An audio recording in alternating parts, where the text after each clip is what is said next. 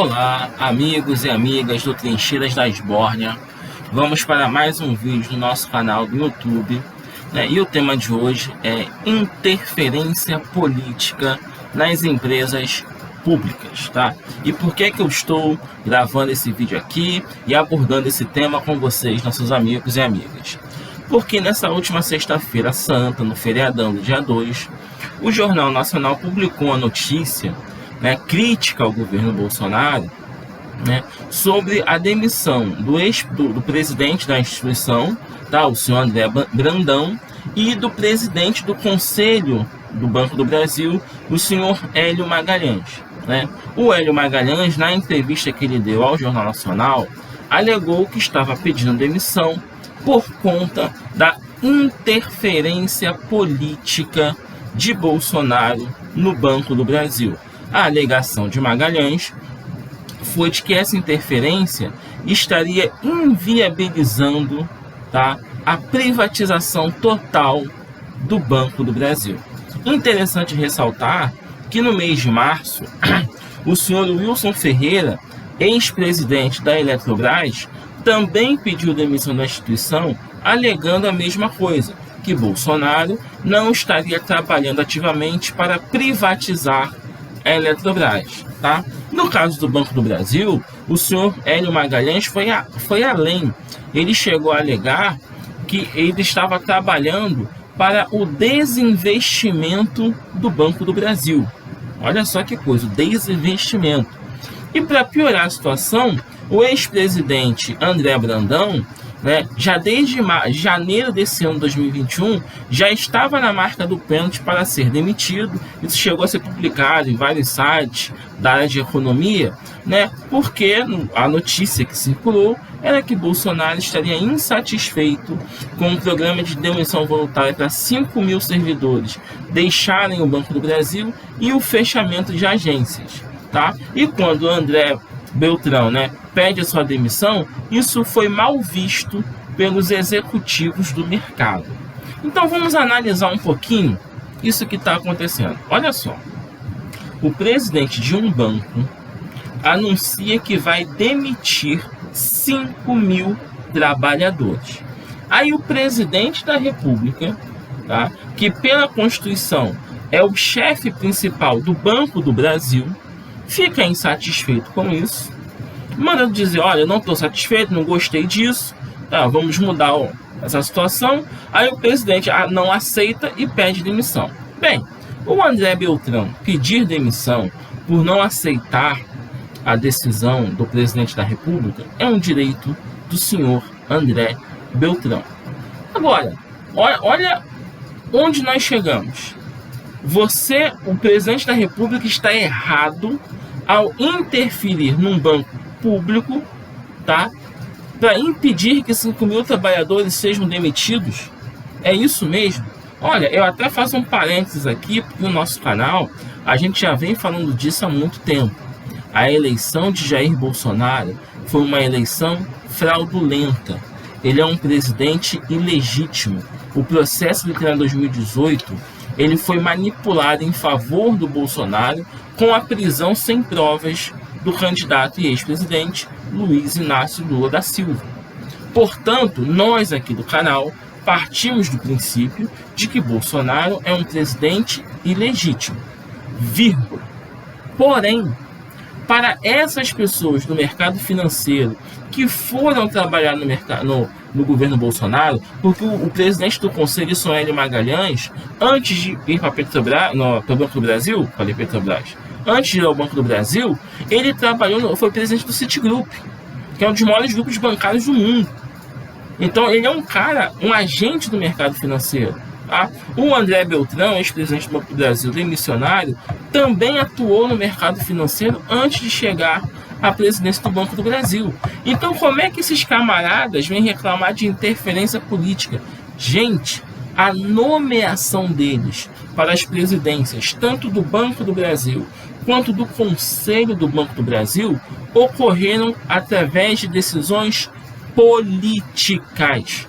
Após a prisão de Lula, Jair Bolsonaro, ele fechou um acordo com o mercado financeiro, né, tendo como expoente o Posto Ipiranga, que é o apelido que ele deu ao Paulo Guedes, né, que é um cara que também vem do mercado financeiro. Paulo Guedes foi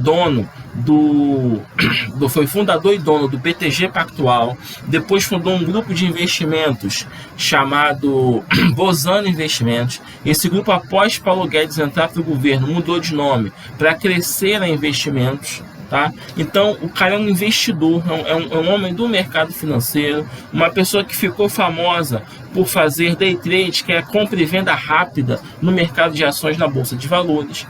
Então o Bolsonaro se associou a elementos do mercado financeiro que ganham muito dinheiro no tal mercado financeiro, operando em Bolsa de Valores e administrando bancos e ganhando dividendos dos lucros desses bancos. Então, a nomeação desses caras para o governo Bolsonaro foi uma decisão política do Bolsonaro. Não vamos aqui criminalizar a política. Nós, do Trincheira da Esbórnia, somos totalmente contrários à política de Jair Bolsonaro. Nós não somos contrários à política.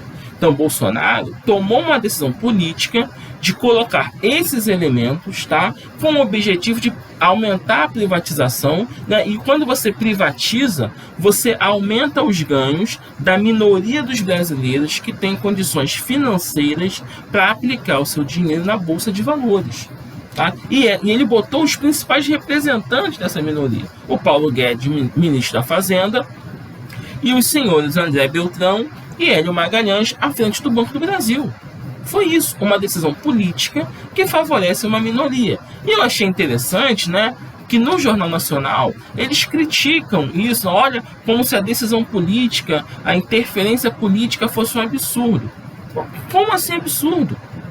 Como assim absurdo? A nomeação desses caras foi uma decisão política e a demissão deles também.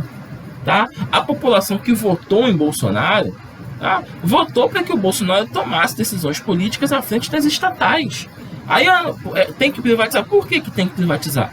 Tá? E olha só que detalhe interessante. O presidente também demissionário da Eletrobras, o senhor Wilson Ferreira, antes de assumir a Eletrobras, ele presidiu a Companhia Paulista Força e Luz, né, que tem sede na cidade de Campinas, no estado de São Paulo. E quem é o dono da Companhia Paulista Força e Luz? O State Grid Corporation, tá? Que é uma empresa da China.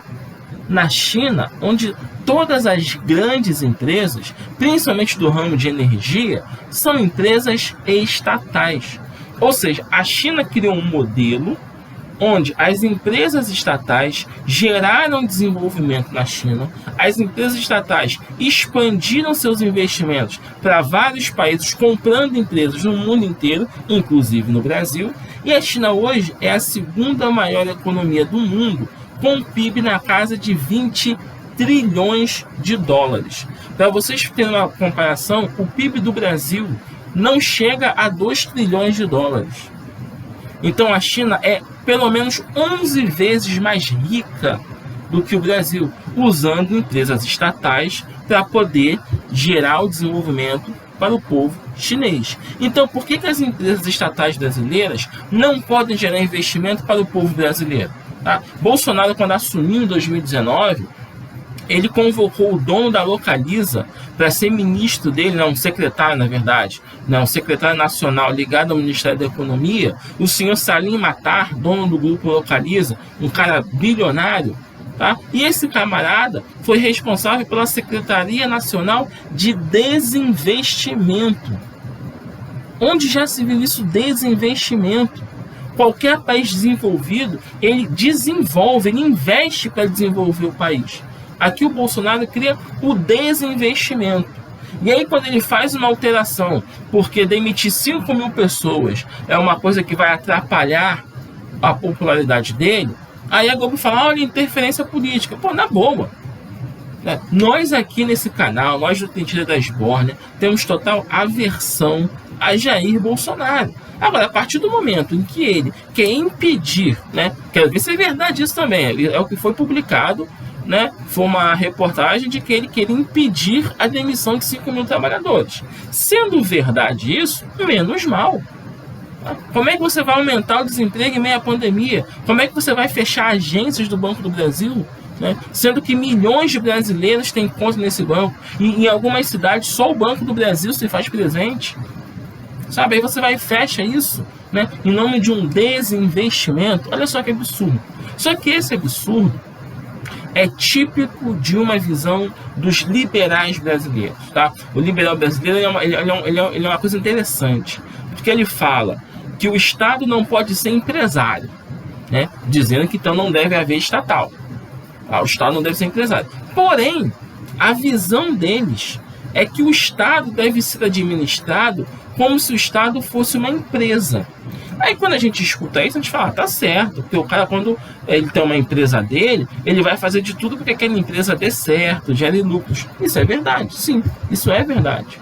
Só que quando eu sou dono de uma empresa, e eu quero o bem da minha empresa, eu quero o bem da minha empresa para mim, porque o lucro final vem para mim. Então eu vou ter os ganhos de uma boa gestão, tá? Eu e os meus sócios, tá? Não os meus empregados. Os meus empregados, que eles hoje gostam de chamar de colaboradores, vão receber o seu salário lá, suas comissões, se for do ramo de vendas, no comércio, e acabou. O lucro, o bem bom, os grandes dividendos ficam para meia dúzia de acionistas daquela empresa. Então, na cabeça do liberal brasileiro, administrar o Estado tal qual se administra uma empresa, isso é conceitualmente absurdo, mas eu nem vou entrar nesse tema agora. Só quero dizer que na cabeça deles, quando você administra o poder público, né, o orçamento público, a gestão pública, com a cabeça empresarial privada, isso é para você fazer o quê? Com que os lucros e dividendos desse empreendimento, dessa empresa, que é o Estado, tá, seja distribuído para os seus acionistas. E é aí que está o pulo do gato deles, que o pessoal não percebe. Tá? Esse acionista não é o povo brasileiro. Esse acionista não são os trabalhadores e trabalhadoras que acordam de madrugada para pegar uma condução lotada para ir para o trabalho e voltam à tarde da noite para casa, não. Tá? Esses acionistas que vão lucrar com os dividendos são a meia dúzia da parte da sociedade que tem muito dinheiro para investir. Então, na cabeça do liberal brasileiro, o Estado tem que ser um empresário para eles, não para a população. Tá? Eles mal fazem um sistema chinês, tá? Que gerou um hiperdesenvolvimento para aquele país. Né? Tanto é que eles colocam um cara que trabalhou para os chineses para presidir a Eletrobras com o objetivo de privatizar a Eletrobras. Tá? Para finalizar esse vídeo, só seria aceitável uma denúncia de que o presidente da República interveio na política de uma estatal se essa intervenção tivesse como objetivo lesar a pátria, tá? Ou uma corrupção com mesinha, vou botar alguém que vai roubar para mim e tal. Fosse isso, seria justificado você denunciar a intervenção política. Pô, o cara está intervindo para poder tirar vantagem pessoal. Aí sim. Agora, se a intervenção é apenas uma mudança na direção política, por que reclamar? Por que demonizar a política? Tá? Quando você vota num presidente, mesmo que essa figura seja o Bolsonaro, que é essa coisa horrorosa, você está dizendo que aquela pessoa tem que conduzir a política. E durante o mandato dele, ele pode alterar essa política se entender que a primeira opção foi equivocada. Esse é um direito dele. E eu estou falando isso não é para defender Bolsonaro, não. Porque nós temos esperança, nós aqui do canal, que Bolsonaro perca a eleição em 2022. Tá? De preferência que ele nem consiga chegar em 22, que ele seja afastado antes, mas caso ele chegue, tá? Que ele, em 2022 ele perca a eleição e de preferência que entre alguém do campo progressista. E esse alguém do campo progressista, uma vez eleito, ele vai querer sim implementar políticas de desenvolvimento, que é o que nós, do nosso campo, cobramos. E aí esses mesmos liberais vão ficar denunciando, olha só, ele está interferindo politicamente na Petrobras, na Eletrobras, no Banco do Brasil. Sim, ele está interferindo porque ele foi eleito para direcionar a política dessas estatais, e estatais essas que devem ter por obrigação investir no país para gerar o nosso desenvolvimento, gerar empregos, melhores salários, tá? E fazer o nosso PIB crescer. Tá? Porque essa política de desinvestimento do Bolsonaro fez com que o Brasil fosse o país que mais caísse no PIB em dólar. Nosso PIB em dólar desabou. Tá? O Brasil virou um país mais pobre do que já era. O Brasil caiu de sexta para a 12ª economia do mundo, e no ritmo que nós estamos, em 2022, nós seremos a 15ª economia do mundo. Tá? E quando o Brasil chegou à sexta economia, em 2011, foi justamente porque as estatais foram utilizadas para gerar o desenvolvimento. Então, vamos refutar completamente esses argumentos de que a interferência política é ruim. Não, a interferência política é boa. Mesmo que eu discorde dela, eu prefiro eleger um presidente que vai vai implementar uma política e vai dizer claramente à população qual política ele está fazendo, do que deixar que a administração, né, das empresas que geram desenvolvimento ao país fiquem a cargos, sabe, de meia dúzia de executivos do mercado financeiro, cuja cabeça, assim, só pensa em aumentar os seus lucros privados, não pensam no desenvolvimento do país. Ok? Espero que vocês tenham gostado do vídeo.